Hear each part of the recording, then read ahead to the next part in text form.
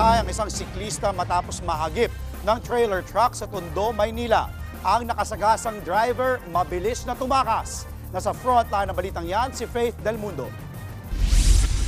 Natuklap ang balat at laman sa paa ng lalaki na yan sa Road 10, Barangay 101, Zone 8, Tondo, Maynila.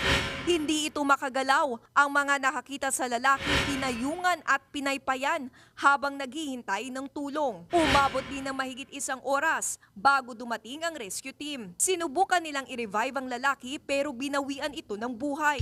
Base sa investigasyon, nagbibisikleta ang biktima nang bigla itong mahagip ng trailer truck.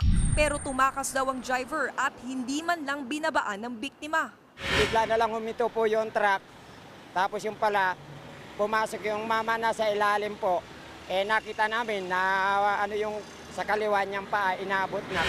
Ayon sa barangay, marami na raw na aksidente sa kanilang lugar. Gawa ng walang footbridge at maraming truck na dumadaan. Marami po na aksidente dito, ma'am, kasi yung area na to, kabilaan side po.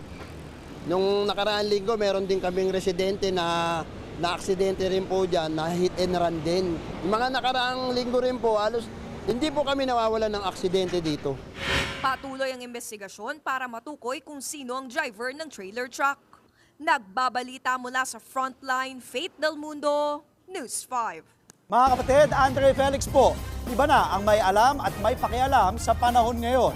Para po sa tuloy-tuloy na balitaan sa Frontline kahit weekend, mag-follow at mag-subscribe na sa social media pages ng News 5.